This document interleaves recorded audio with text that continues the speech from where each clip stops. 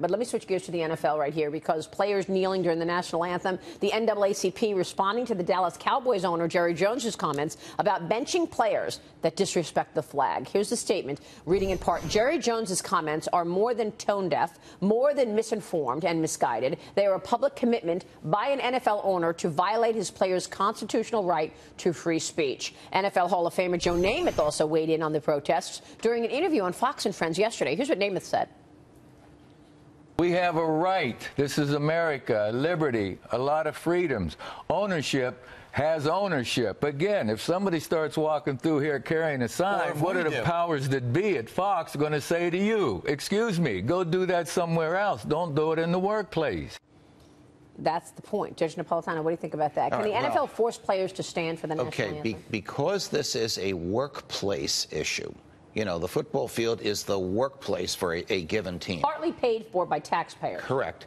It depends upon where the workplace is. Example, New Jersey, New York, the District of Columbia, and California have statutes which permit the expression of political opinion in the workplace in defiance of management, as long as that expression doesn't impair the work product. So if management could show, Jerry Jones or the families that own the Giants, I'm just giving you two examples, could show that by some players taking the knee, the team is losing revenue, or morale is impairing the playing of the sport, that would be a reason to compel conformity. That has nothing to do with the content. The ratings are down. Can they fine a player for kneeling? Judge, I want to raise an issue with you. Again, it depends on where they are. But I want to raise an issue with you that you brought up on this program, is that it depends on the collective bargaining agreement. With what the league can force the players to do, it's based on whatever's in their contract. Except that state law would trump the collective bargaining agreement, as would the following principle.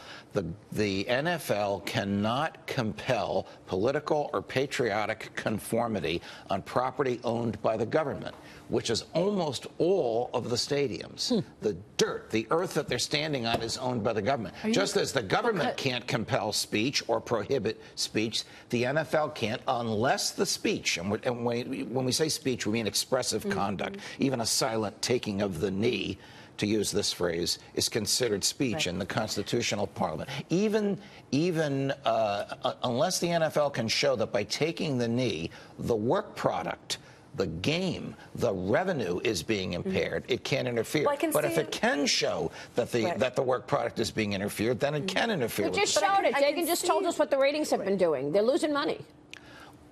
Well, if they can demonstrate that they're losing money, then they can, and the loss of money is because of the taking of the knee, they can prohibit the taking of the knee. They can show video of fans burning jerseys and tickets being lit up. I mean, well, if the tickets have already been paid for, then there's no money lost, Kevin. But just to clarify, I can understand that the NFL in these certain places cannot compel speech, but can they punish speech? Can they fine them or suspend them or, keep them in the locker room? Only if their speech, taking the knee, interferes with the owner's ability to earn money, not because the owners disagree with the speech. So, in other words, they have to punish the speech for a non-content aspect of the speech. Gotcha. All right, Judge. Great insight as always. Stuff. No, it's not.